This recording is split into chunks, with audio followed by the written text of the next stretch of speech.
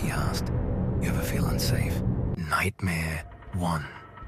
I started driving rideshare on weekends just to offset bills that seemed to keep growing faster than my paycheck. At first, the job felt simple. Pick someone up, follow the GPS, drop them off, repeat. Most passengers either stayed quiet or made small talk about work, traffic, or weekend plans. Nothing about the night felt unusual at first. It was just after midnight when the ride request came through. The pickup location was a well-lit sports bar that had just closed for the evening. Groups of people stood outside waiting for rides, laughing loudly in that exhausted way people do when the night is winding down. The passenger matched the name on the app and confirmed the destination. Everything felt routine. He got into the back seat and immediately closed the door gently, almost carefully. Most passengers slammed the door without thinking. He didn't. I noticed small things because driving had trained me to stay observant. You learn quickly that instincts matter when you're alone with strangers inside a confined space. Busy night? I asked politely. Not really, he replied. His voice was calm, almost flat. We drove in silence for the first few minutes. The streets were mostly empty, just an occasional car passing under streetlights that flickered slightly as we moved through them. About halfway through the ride, I heard a soft clicking sound behind me. At first, I assumed it was something shifting in the passenger's bag. Then I heard it again. Click. Pause. Click. I glanced in the rearview mirror and saw his hand resting on the door handle. He wasn't opening it, just lightly pulling it until the latch caught, then releasing it, testing it. Click. Pause. Click. I told myself I was overthinking. Maybe he was nervous. Maybe he didn't realize what he was doing. Still, something about the repetition made my chest tighten slightly. Door should be locked automatically while we're moving, I said casually. I know, he replied. Another click, then silence. I adjusted the rear view mirror slightly. He wasn't looking at his phone, wasn't looking out the window. He was watching me, studying my reactions. You do this full time? He asked. Part-time, I answered. You ever feel unsafe? The question caught me off guard. Not usually, I said. Click. He tested the handle again. What would you do, he continued, if someone didn't want the ride to end? My grip tightened slightly on the steering wheel. I laughed nervously. Well, the app tracks everything. That doesn't answer the question, he said calmly.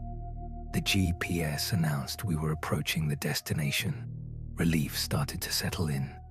Then he leaned forward slightly from the back seat. Have you ever thought about how easy it would be for someone to just disappear during one of these rides? I pulled over in front of the drop-off location, faster than usual. The moment the car stopped, he opened the door normally, without testing the handle again. Before closing the door, he leaned down slightly and said, "You passed." Then he walked away. I ended the ride immediately. Later that night, I noticed he hadn't left a rating, just a blank profile.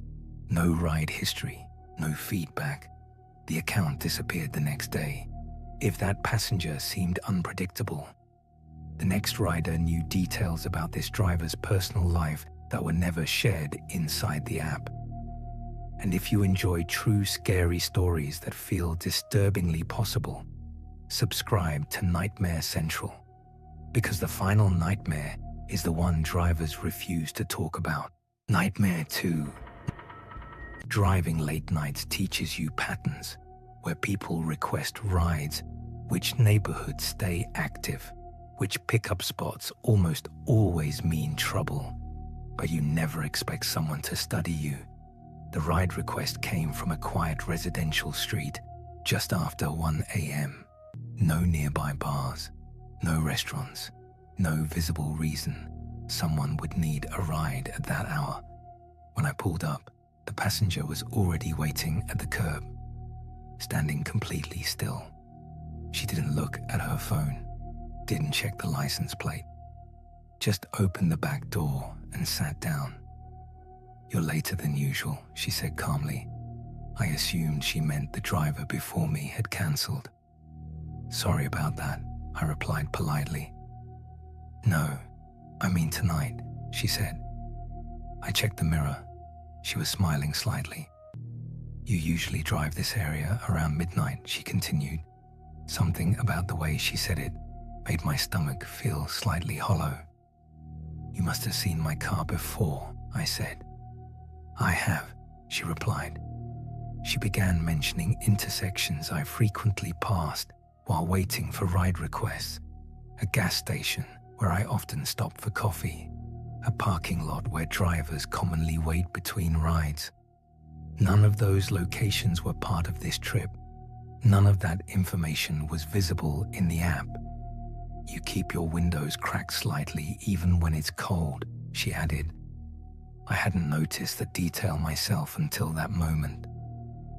"You park near the back of the lot, facing the street," she continued.